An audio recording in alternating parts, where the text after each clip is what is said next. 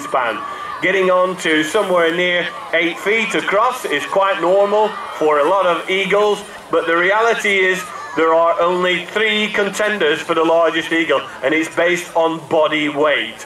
So the 3 contenders are a harpy eagle from South America. That's a massive big forest eagle. It catches monkeys and sloths in the tree canopy, and that short wings is to go through the tree canopy.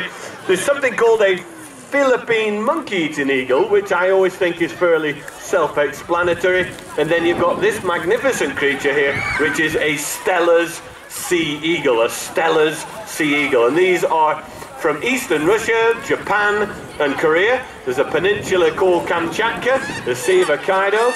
That's where you would expect to find the Steller's sea eagle at home. And Nikita, who is the female, is actually 17.5 pounds, that's 8.5 kilos.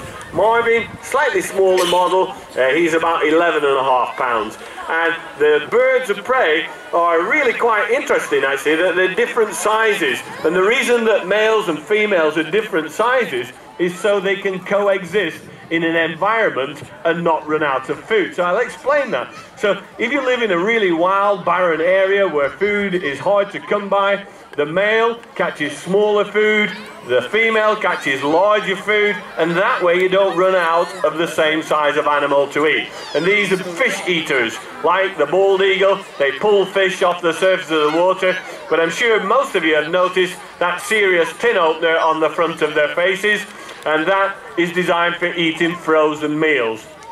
So for perhaps about a third of the year, these birds, where they live, eastern Russia, Japan and Korea, the temperatures drop down to 20, 30, maybe even 40 degrees below freezing. So as soon as it pulls a fish off the surface of the water, by the time it's got to shore, it's a frozen fish. So they're crunching through frozen flesh pretty much all of the time. Now, both Marvin and Nikita do understand that life is interesting here at the castle. They obviously fly every day, they see each other every day, but they also both are in love with each other. Most of our eagles are bonded. So Nikita and Marvin this year got together for the first time and built an enormous big nest. They didn't actually get to the point where they're laying eggs, and that's just down to the fact that Marvin is still a little bit young to do the job.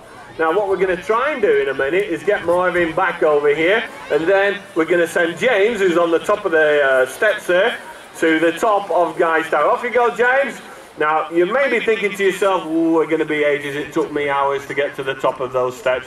But James, when he's match fit, think about this, can get up there in 16 seconds. And I know you won't believe me at this point, but he will be coming out very shortly on the right-hand side. He goes up the steps 2 at a time, and as soon as he comes out at the top, give him a big round of applause. It is the same person.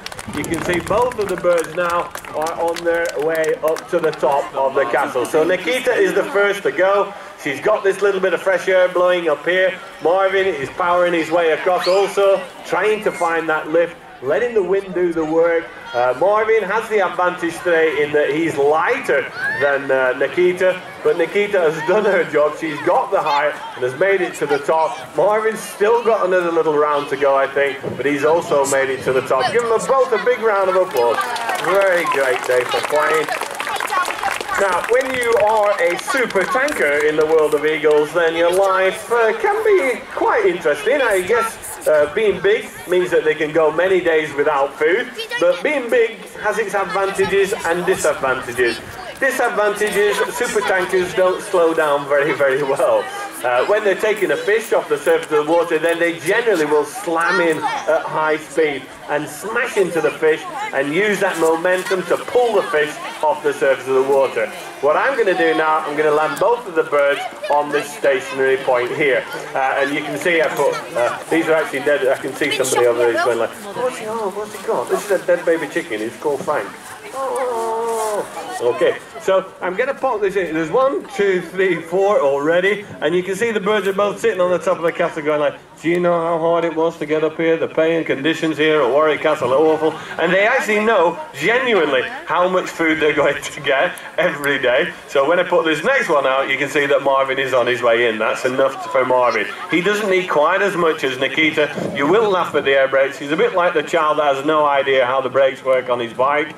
Okay, well done, Marvin. and he comes to land nice and gently. And that's so that he doesn't hurt his feet, incidentally.